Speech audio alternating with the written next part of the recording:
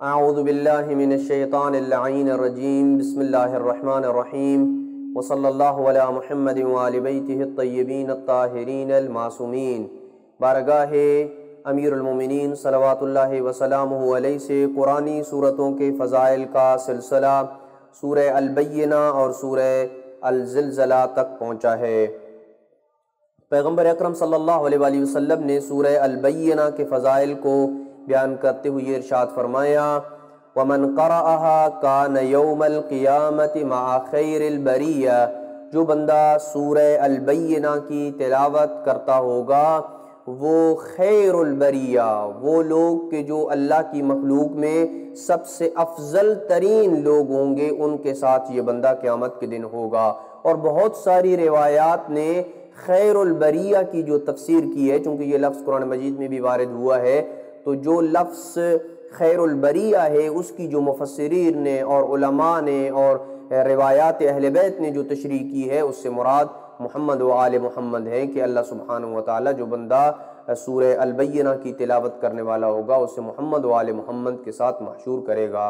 امام محمد باقر علیہ السلام فرماتے ہیں کہ من قرأ سورۃ لم یکن، جو بندہ سورہ البینہ کی تلاوت کرے گا، کان بریًا من الشرک، وہ شرک سے بری ہوگا، شرک اس کے قریب نہیں آئے گا، وہ دنیا میں اللہ کی توحید کا پرستار ہوگا۔ وَأُدْخِلَ فِي دِينِ مُحَمَّدٍ صلی اللہ علیہ وآلہ وسلم، اور پیغمبر اکرم صلی اللہ علیہ وآلہ وسلم کے مبارک دین اسلام میں وہ بندہ شمار ہوگا۔ وَبَعَثَهُ اللَّهُ مُؤْمِنًا، اور قیامت کے دن اللہ سبحانہ وتعالی اسے حالت ایمان میں اٹھائے گا۔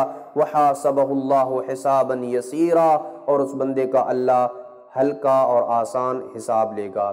اسی انداز میں سورہ زلزلہ کے فضائل کو پیغمبر اکرم نے بیان کرتے ہوئے ارشاد فرمایا، من قرأها، جو بندہ سورہ زلزلہ کی تلاوت کرے، فَكَأَنَّمَا قَرَأَ الْبَقَرَةَ، گویا اس نے سورہ البقرہ کی تلاوت کی ہے۔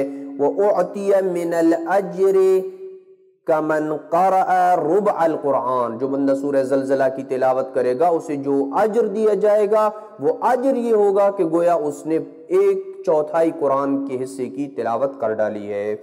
امام جعفر صادق علیہ السلام فرماتے ہیں کہ لا تملوا من قراءت اذا زلزلت، سورہ الزلزلہ کی تلاوت سے تمہارے دل نہ اکتائیں، ہمیشہ سورہ زلزلہ کی تلاوت کیا کرو۔ کیوں؟ فَإِنَّ مَنْ كَانَتْ قِرَاءَتُهُ فِي نَوَافِلِهِ، جو بندہ اپنی نوافل میں سورہ زلزلہ کی تلاوت کرے، لم يُصِبْهُ اللَّهُ بِزَلْزَلَةٍ أَبَدًا، اللہ سبحانہ وتعالی اسے زلزلے جیسی مصیبت اور آفت میں مبتلا نہیں کرے گا۔ وَلَمْ يَمُتْ بِهَا، اور زلزلے کی وجہ سے اس کی موت نہیں آئے گی۔ وَلَا بِصَاعِقَةٍ، نہ ہی کوئی بجلی اس کے اوپر گرے گی جس سے اس کی موت آئے گی۔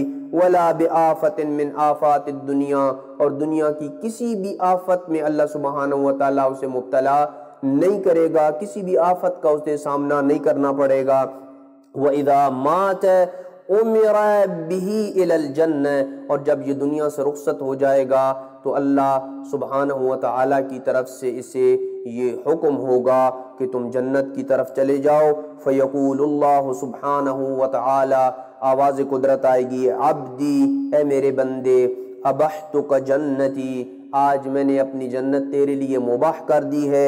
فَاسْكُن مِّنْهَا حَيْثُ شِئْتَ، جہاں تیرا دل کرے میری اس وسیع و عریض جنت میں تم اپنے لیے مسکن اور رہائش کو اختیار کر۔ دعا ہے کہ اللہ سبحانہ وتعالی ہمیں ان مبارک سورتوں کی فضیلتوں کو سمجھنے، پڑھنے اور ان پہ عمل کرنے کی توفیق نصیب فرمائے۔ وصلی اللہ علی محمد وآل بیتہ الطیبین الطاہرین المعصومین۔